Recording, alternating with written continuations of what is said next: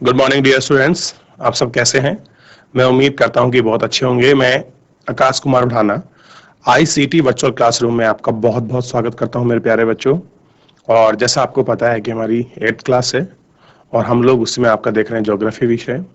और ज्योग्राफी के अंदर खनिज एवं शक्ति संसाधन को हम लोग पढ़ रहे हैं। खनिजों को हम लोग बहुत अच्छे से पढ़ चुके हैं, हम उनका वितरण पढ़ चुके हैं, उनकी देश में महाद्वीपों में स्थिति पढ़ सके हैं, कौन कौन से तरीके हैं जिसके माध्यम से हम खनिजों को निकालते हैं। वो सारी विधियों को हम लोग अपने लेक्चर के अंतर्गत बहुत अच्छे तरीके से उनको देख चुके हैं। क्लियर है बच्चों? अब हम शक्ति संसाधन की तरफ बात कर रहे थे। हमने देखा कि जितने भी हमारे आपके संसाधन हैं शक्ति के, वो दो तरह के हैं, परंपरागत और गैर परंपरागत। इनको हमने देखा था। क्लियर है? तो जहां तक हमारा चैप्टर अपना कंप्लीट हम लोग कर लिए थे कल के लेक्चर में, हम लोग वहां से आज आगे बढ़ चलेंगे। ठीक, तो मैं उम्मीद करता हूं कि मेरे प्यारे सभी बच्चे बहुत अच्छे से अपनी पढ़ाई को जारी रखेंगे, प्रॉपर सा विषय का रिवीजन कर रहे होंगे। क्लियर है? और ताकि आपका कोई भी डाउट हो, आप लाइव जुड़कर चैट के माध्यम से आप हमसे अपना प्रश्न पूछ सकते हैं। कोई भी स्कूल का कोई भी बच्चा इस टॉपिक से संबंधित अपना जो डाउट है, अपनी क्वेरी है, वो हमसे पूछ सकता है। अगर कोई बच्चा हमसे जुड़ना चाहता है, बात करना चाहता है, तो बच्चों बात भी कर सकते। देखिए, चैप्टर को आप अगर प्रॉपर रिवीजन कर रहे हैं तो डाउट तो जरूर निकलेंगे आपके, कुछ ना कुछ आपको कंफ्यूजन तो होगा, कोई चीज ऐसी होगी जो आपको समझ नहीं आ रही होगी। तो उसके लिए हम लोग बने हैं। आप हमसे अपना डाउट शेयर कर सकते हैं, अपनी चीजों को फेस कर सकते हैं, अपनी चीजें जो आपकी प्रॉब्लम आ रही है आप उन सारी चीजों को हमसे डिस्कस कर सकते हैं। क्लियर है बच्चों? कोई भी आपका किसी प्रकार का डाउट है, आप हमसे पूछिए। चलिए, तो ज्यादा समय लेते सीधे हम चलते हैं बच्चों डिजिटल बोर्ड की तरफ।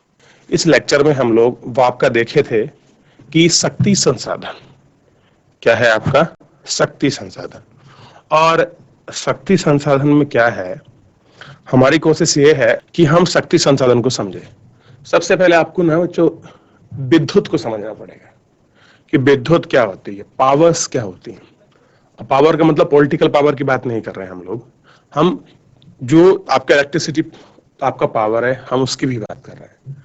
देखिए, जैसे हमने पढ़ा कि जिस तरह से विज्ञान और तकनीकी का हमारे जीवन शैली में बहुत तेजी से आपका प्रयोग हुआ है, उससे बहुत सारे चेंजेस जो हैं हमारे सामने निकल कर आए हैं। और आप उन सारे बदलावों को बहुत अच्छे से आप देख सकते हैं, आप उनको कवर कर सकते हैं। क्लियर है? आप इसको समझिए। अब देखिए, इसी में एक स्रोत है आपका परंपरागत स्रोत। ऊर्जा के उपरांत वे स्रोत हैं जो लंबे समय से सामान्य उपयोग में लाए जा रहे हैं। अब देखिए, जो आपके परंपरागत स्रोत अगर मैं आपसे पूछ लूं कौन से हैं, तो आप कहेंगे सर ऐसे स्रोत हैं जिनको हम बहुत लंबे समय से प्रयोग कर रहे हैं, और या आप कहेंगे कि हमारे प्रयोग में आ रहे हैं। ईंधन और जीवाश्म परंपरागत स्रोत के दो मुख्य एग्जाम्पल हैं। अब देखिए, जो आपके ईंधन है और आपके जो जो आपका जीवाश्म है, ये क्या है आपके बच्चों, ये आपके परंपरागत ग्रोथ स्रोत के क्या है, दो प्रमुख आपके घटक है। ध्यान रखिएगा। ठीक, दूसरा देखिए ईंधन। ईंधन को देखिए, इसका उपयोग पकाने और ऊष्मा प्राप्त करने के लिए व्यापक रूप से होता है। ईंधन का प्रयोग आप कैसे करते हैं? मान लीजिए आप भोजन बना रहे हैं, पानी गर्म कर रहे हैं, तो ये सब किसके लिए होता है? भोजन पकाने के लिए, ऊष्मा को प्राप्त करने के लिए एक व्यापक रूप है हमारे पास। अब देखिए इसका उपयोग पकाने, ऊष्मा को प्राप्त करने के लिए व्यापक रूप से होता है। हमारे देश के ग्रामीणों द्वारा उपयोग की गई 50% से अधिक ऊर्जा ईंधन से प्राप्त होती है। कह रहे कि जितने भी हमारे ग्रामीण देश में, जो हमारा देश है उसमें जितने भी आपके ग्रामीण क्षेत्र हैं, अगर हम लोग उनकी बात करें तो उनमें 50% लोग ऐसा है कि जो अपने डेली लाइफ के यूज में जो आप ईंधन प्रयोग करते हैं, ऊर्जा जो लेते हैं आप, उसमें आप लकड़ियों का प्रयोग करते हैं, इन ईंधन का। इस बार क्लियर है? उसका हम लोग आपका प्रयोग करते हैं। अब ये जो आपका चैन रूल के समान आपको समझाया है, ये बड़ा इंपॉर्टेंट है बच्चों। इसको समझना जो है बड़ा ही इंपॉर्टेंट है, क्योंकि जब आप इन सारी चीजों को समझ जाएंगे बहुत अच्छे से, तो आपकी हर एक चीज क्या हो जाएगी, आपको क्लियर हो जाएगी और आप इसको बहुत अच्छे से समझ सकते हैं और इसको देख सकते हैं। इसलिए मेरी ऐसी कोशिश है। अब देखिए, सबसे पहले आप लोगों को समझिए खनिज तेल और प्राकृतिक गैस। अब खनिज तेल जो है बच्चों, हम उसका क्या देखेंगे, आपका लाभ देखेंगे और प्राकृतिक गैस का लाभ देखेंगे और इनकी हानि को हम लोग पढ़ेंगे। समझिए, अगर हम प्रॉफिट की बात करें, ये आसानी से परिवहनीय है, यानी कि खनिज तेल को, जो हमारे पास तेल होता है, हम उनको आसानी से एक स्थान से दूसरे स्थान आपका ट्रांसपोर्टेशन के माध्यम से हम उनको पहुंचा सकते हैं। ये इसका बेनिफिट है, आपका लाभ है जो हम खनिज तेल पर, जैसे आपका पेट्रोल है, डीजल है, क्लियर है, आपका इथेनॉल है, इसकी बात कर रहे हैं। पेट्रो रसायन उद्योग का आधार है, और कह रहे हैं कि जो पेट्रो बेस आपके इंडस्ट्री हैं, केमिकल इंडस्ट्री, उनका क्या है, बेसिक आधार उद्योग है। अगला देखिए, तेल, अगर हम लोग इसमें बात करते हैं कि देखिए, ये तो आप पूरा चीज समझ चुके हैं तेल वाले क्षेत्र में। अगला देखिए, जो प्राकृतिक में है, आसानी से आपका परिवहनीय है, यानी कि आप इसका ट्रांसपोर्टेशन भी बहुत आराम से कर सकते हैं। लेकिन ये किसके माध्यम से होता है, ये पाइपों के माध्यम से गैस आती है। और ये किसके माध्यम से आती है, ये जो आपके टैंकर होते हैं बड़े बड़े, उनके माध्यम से। तेल और कोयले से अच्छा स्वच्छ है, अधिक स्वच्छ है, अच्छा भी है और उससे अधिक स्वच्छ भी है। जैसे आप कोयले को जलाएंगे, तेल को जलाएंगे, तो उनको जलाने के बाद पॉल्यूशन बहुत ज्यादा होता है। क्या होता है, प्रदूषण बहुत ज्यादा होता है, धुआं निकलता है बहुत बड़ी मात्रा में। लेकिन जब जैसे आप गैस जलाते हो आप, तो उस समय क्या कोई आपको धुआं निकलता है, कोई नहीं निकलता है, लेकिन बहुत नामात्र कंडीशन में। जबकि लकड़ियों को प्रयोग करने में, डीजल पेट्रोल को जलाने में बहुत ज्यादा धुआं निकलता है। ये हमारे पर्यावरण के लिए भी कैसा है, हानिकारक है। अब इनकी हानि की कुछ इम्पैक्ट्स हैं, और खास करके आपके परंपरागत जो आपके स्रोत हैं, उनका हम लोग आपका देख रहे हैं। देखिए, तेल का अधिप्लावन एवं गैस रिसाव के कारण ऑक्सीजन अवक्षय होता है। यानी कि मान लीजिए तेल का अधिक ओवरफ्लो है और कहीं बहता है, वेस्ट हो जाए, गैस का आपका रिसाव हो जाए, आपकी कहीं से लीकेजिंग होने लग जाए, तो ऑक्सीजन के जो कंटेंट हैं वो उनमें कमी आती है। यानी कि आप कहेंगे आम भाषा में कि जो कंटेंट आपका परसेंटेज होगा ऑक्सीजन लेवल में आपका किसी क्षेत्र के एटमॉस्फेयर में, तो उसमें थोड़ी गिरावट आती है। अब निर्मुक्त आपके प्रदूषक के कारण अम्लीय वर्षा होती है। कैसी होती है आपकी, एसिड रेनफॉल होती है। देखिए, जब आप देखिए, आप जब कोई मौसम होता है, किसी भी मौसम का, चाहे बरसात लीजिए, चाहे आप शीतकाल ले लीजिए, चाहे ग्रीष्मकाल, जब उस मौसम की जो पहली बरसात होती है, और खास कर जो आपका वर्षा ऋतु की जो पहली बारिश होती है, बोलते हैं कि पहली बारिश में घर से बाहर नहीं निकलना चाहिए। क्योंकि होता क्या है, जितने भी हम लोग अपनी चीजों को जलाते हैं, जितना भी हमारा वेस्ट है, वो सलगड़ कर हवा के माध्यम से कंटेन परसेंटेज होके वो कहाँ चढ़ता है, आपका ऊपर की तरफ डस्ट पार्टिकल के साथ मिलकर, एयर के साथ मिलकर, क्लियर है, और हवा पानी के साथ मिलकर वो कहाँ पहुंचता है, ऊपर। और ऊपर हमारे वायुमंडल में जाकर वो जम जाता है। और जमने के पास क्या होता है कि जब हमारी पहली वर्षा होती है, तो पहली वर्षा में वो उसके साथ आता है, उसमें बहुत सारी चीजें होती हैं। देखेंगे, जब आप लोग पहली वर्षा में निकलेंगे, मान लीजिए अगर आपकी शर्ट पे कोई बूंद पड़ जाती है, क्लियर है, वर्षा की, तो वो अपना वहां निशान बना देती है। अगर बिल्कुल ब्लैक शर्ट पे पड़ी है तो आपको स्पष्ट दिखाई देगी, आपकी व्हाइट शर्ट है तो उस पे दिखाई देगी, बिल्कुल स्पष्ट रूप से आपको दिखाई देती है। वो बूंद आपकी हटती नहीं है। जिस तरह से आप देखेंगे, अनार का जो दाग लग जाता है, अनार के दाने में जो रस होता है उसका दाग लग जाता है, वो किसी भी आपके डिटर्जेंट से, आपके साबुन से साफ नहीं होता। ऐसी ऐसे ट्रेन का अगर बूंद आपके कपड़ों पे पड़ जाए, तो वो वहां से क्या होती है, आपकी हटती नहीं, और बल्कि वहां से कपड़े को आपको गलाना भी प्रारंभ कर देती है। देखिए, नए ईंधन का अन्वेषण आसान नहीं है। यानी कि अगर हम लोग नए आपके ईंधन की खोज करें, तो वो भी आसान नहीं। अन्वेषण का मतलब होता है खोज करना, आपके इन्वेस्टिगेशन करना। परंपरागत ऊर्जा के स्रोत की बात करेंगे कि हमारे आपके कौन कौन से परंपरागत ऊर्जा के स्रोत हैं, उनको थोड़ा सा एक बार हम देखिए। अगर हम बात करें ईंधन और कोयला, दो हमको मिले हैं, और तीसरा मिला है आपका विद्युत। यानी कि तीन चीज की हम आपका बहुत ज्यादा आपकी बात करने वाले हैं। ईंधन है, और आपका कोयला है, और आपका जल विद्युत। चलिए, सबसे पहले जो है हम आपका जो बात कर रहे हैं, इसी में हम आपका देखते हैं सबसे पहले ईंधन का। और आपके ईंधन का देखने के साथ हमको ये सारी चीजें पता होनी चाहिए। देखिए, लाभ देखेंगे और उनका हानि। लाभ देखिए, सुप्राप्य यानी कि बहुत आसानी से मिल जाता है, बहुसंख्यक लोगों को ऊर्जा प्रदान करता है, यानी कि आसानी से मिलता है। और दूसरा पॉइंट, जो लोग हैं उनको बहुत आसानी से, बहुत बड़ी मात्रा में ये लोगों को जो एनर्जी है उसको प्रदान कराता है। कौन? ईंधन। हानि देखिए, संग्रहण में अधिक समय का उपयोग, यानी कि अगर आप इसको इकट्ठा करते हैं, आप इसको रिजर्व करते हैं, बहुत लंबा समय लगता है। प्रदूषण फैलाने वाला है, आपका पॉल्यूशन बहुत ज्यादा होता है इससे। हरित ग्रह प्रभाव में वृद्धि, जो आपके ग्रीन हाउसेस गैस हैं उनको आपका वृद्धि करने में बहुत बड़ा फैक्टर है, क्योंकि धुआं निकलता है इससे। कार्बन फ्लोरो जो निकलती है, CS2 निकलती है, मीथेन निकलती है, ये क्या करती है हमारे, वही जो हमारी वायुमंडल है और वायुमंडल में जो आपकी ओजोन परत है उसको इफेक्टेड करती है गैसें, तो उसमें हानिकारक है ये। और नवतरणीय करनी है, यानी कि इसको आप जल्दी से रिफॉर्म नहीं कर सकते। आगे देखिए, अगर आप कोयले की बात करें तो विस्तृत रूप में उपलब्ध है। सबसे इसका लाभ इसमें क्या है, हमें बहुत बड़े रूप में मिल जाएगा। विद्युत रूपांतरण के लिए उपयुक्त है, यानी अगर आपको विद्युत बनानी है तो कोयले से आप विद्युत बना सकते हैं, उसके लिए हम इसका प्रयोग कर सकते हैं। हानि देखिए, प्रदूषण का स्रोत है और परिवहन के लिए भारी है, यानी कि इससे क्या होता है, आपका बहुत ज्यादा हमको आपका पॉल्यूशन होता है जब आपका कोयला जलता है। और उसी के साथ सबसे बड़ा कि इसको ट्रांसपोर्टेशन के माध्यम ढोना एक अपने आप में टास्क है, क्योंकि इसका वजन बहुत भारी होता है, इसको ढोने में बहुत समस्या आती है। अब देखिए जल विद्युत, जल विद्युत में क्या है, प्रदूषण मुक्त, सिंचाई और मत्स्यन को बढ़ावा देता है और सस्ता है। यानी कि जल विद्युत में देखें तो हमको क्या मिलता है, अगर हम पानी से बिजली बनाते हैं तो बताइए, ना तो कोई आपका पोल्यूशन होता है, जहां उसको रिजर्व करते हैं हम उस पानी से आपका सिंचाई भी कर सकते हैं और वहां अपनी फिशरीज भी कर सकते हैं और सस्ता भी पड़ता है। अगला देखिए इसमें हानि क्या है, आपके जल विद्युत में अगर हम लोग बात करें तो इसमें हानि क्या है। पहली हानि तो यह है स्थानीय समुदाय का विस्थापन।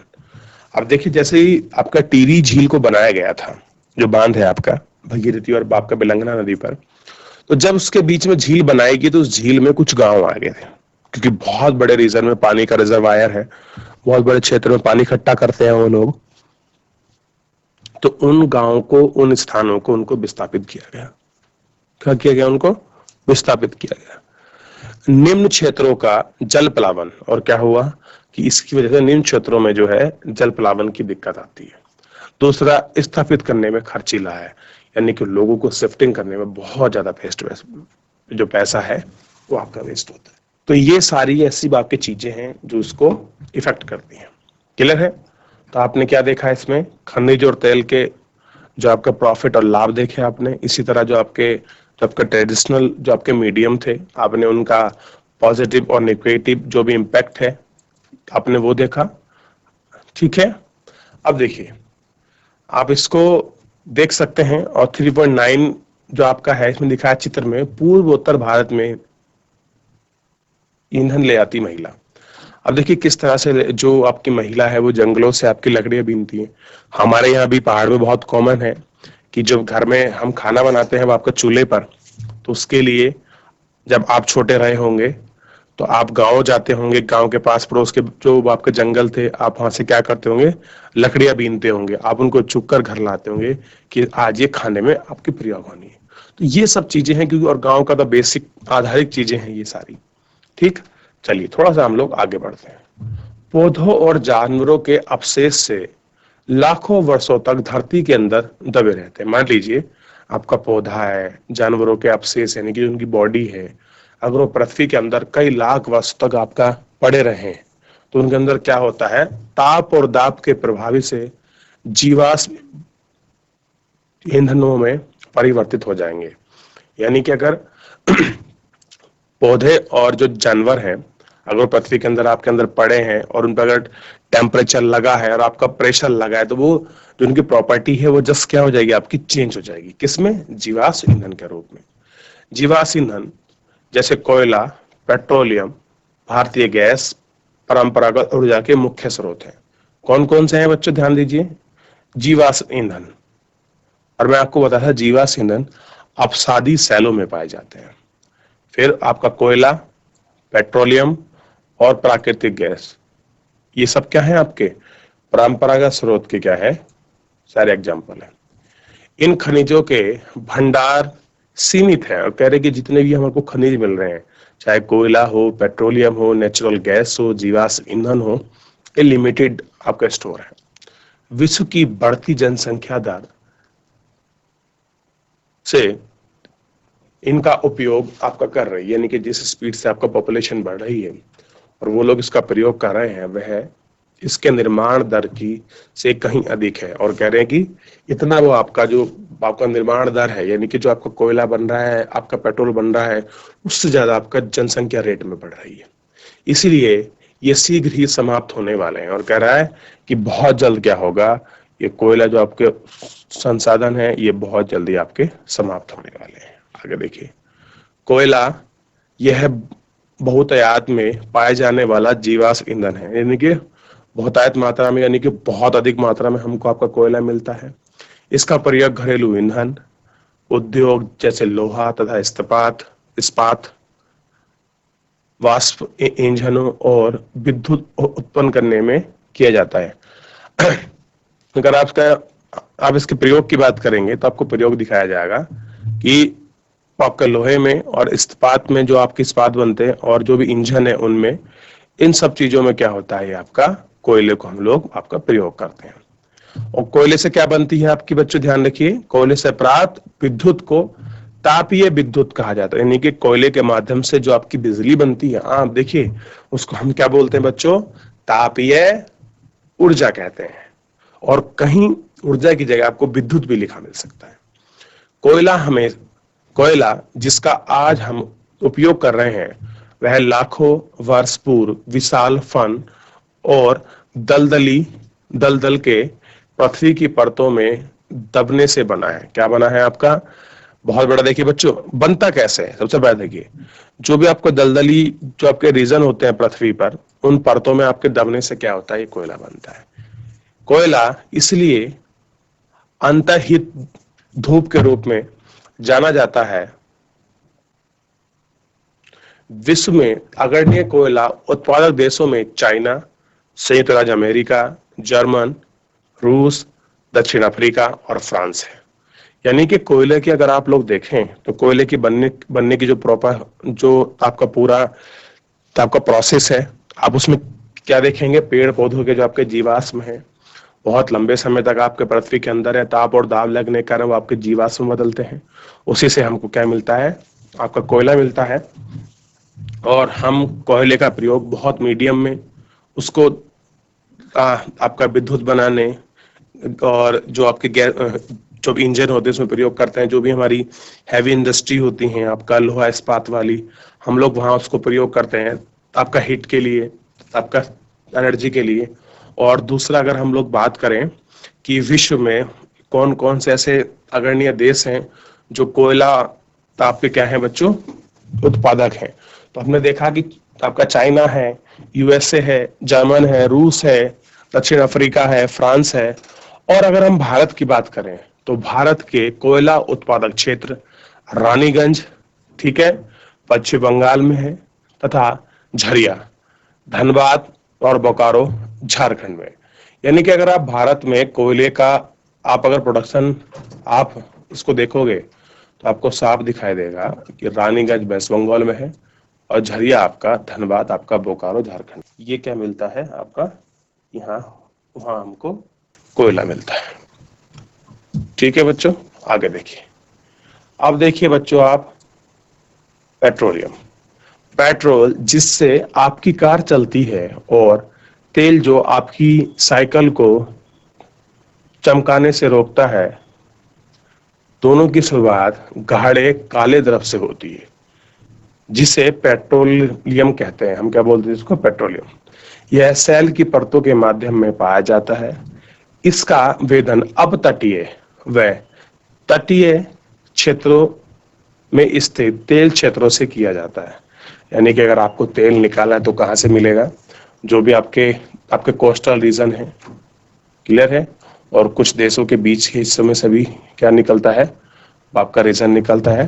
तुरंत उपरांत इसके परिष्करणशाला में भेजा, यानी कि जहाँ इसको हम आपका जो आप तेल निकालते हैं बच्चों, वो ऐसा नहीं कि हम लोग सीधा निकालने के बाद हम सीधा उसको भेज देते हैं, आपका नहीं।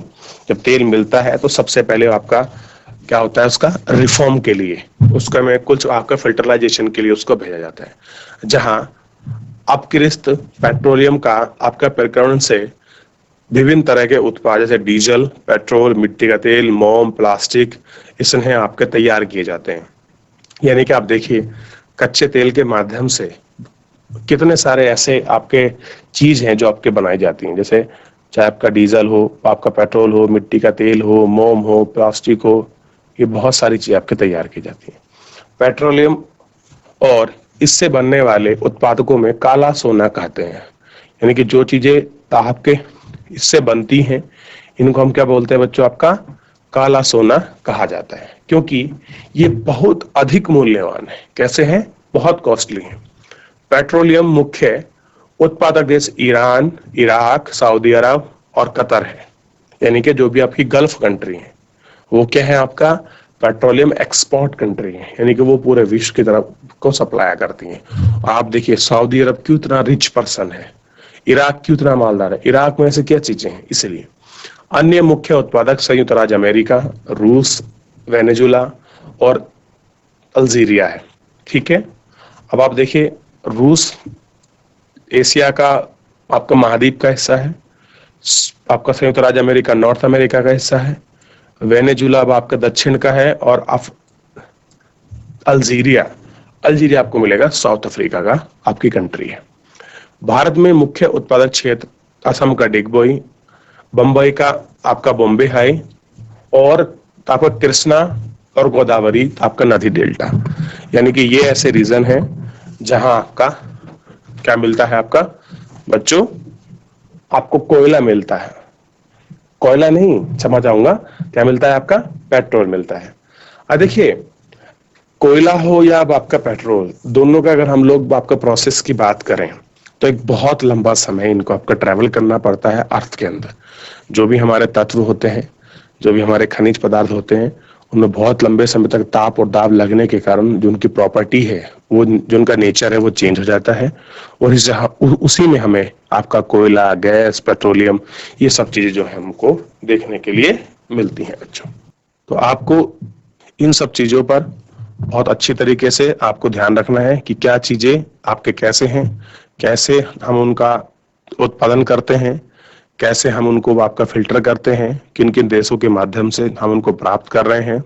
इन सारी प्रक्रिया आपको याद रखनी है, आपको एक बार जरूर रिवीजन करना है। क्लियर है कि आपका कोयला हमको कहाँ प्रयोग में लाते हैं, पेट्रोलियम को हम आप किस तरह प्रयोग में ला रहे हैं, और कौन कौन से आपका उत्पाद उससे बनाए जाते हैं। इन सब चीजों को हम लोगों को आपका जरूर देखना है बच्चों।